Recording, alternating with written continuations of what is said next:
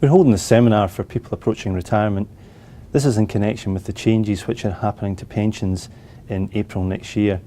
So there's going to be a lot more options for people approaching retirement. They'll be able to take their pension fund as cash, for example. Now, these changes have a lot of risks attached to them, but they also have a lot of opportunities, so it's important that people understand what the changes mean for them. Aviva's research shows that people have a really high understanding. 8 out of 10 people understand that these changes are about to happen in April next year. They don't necessarily understand the detail, but they understand the changes are about to happen. However, worryingly, over half of the over-55s interviewed don't think those changes will affect them. The changes are quite fundamental to the way pensions work. There's a lot of new choice coming, which will affect the tax choices you take, and you could actually end up paying a lot more tax if you take the wrong choices. Equally, you could run out of money if you take your pension too quickly and have to rely on state benefits in later retirement. So there's big questions for people about the choices they make, both in the run-up to retirement and at retirement, coming out of these changes, and it's important that people understand those choices before they make them.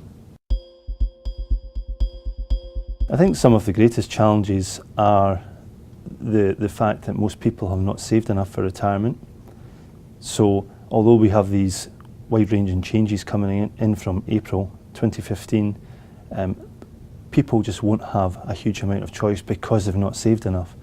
Therefore, it's important that people understand that to make full use of those choices, they need to save in advance of retirement.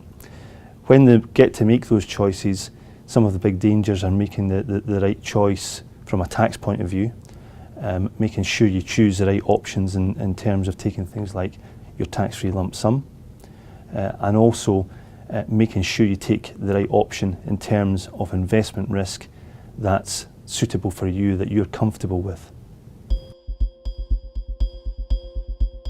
People have been really quite engaged during these seminars. Because there's a high awareness of the changes, people are keen to find out what those changes are, what those changes mean for them, and whether they can pick up any hints and tips.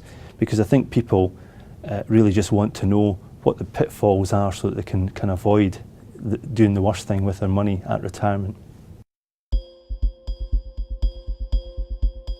I would have a number of areas of guidance for people retiring from next year. First and most important step is to budget. So you need to know what you're going to spend in retirement as a first step. Your retirement spending will be different from your pre-retirement spending, so work out your budget carefully first. Secondly, work out how long your money is likely to last, and that means looking at your own life expectancy. Then think about the risk that you're prepared to take with your money. Can you afford to take risk? It depends on how much money you have saved up and whether that covers your likely expenditure. And therefore, look at all the choices between income drawdown, taking it out as cash, or buying an annuity. And to be honest, for most people, the choice will probably be a mixture of those things.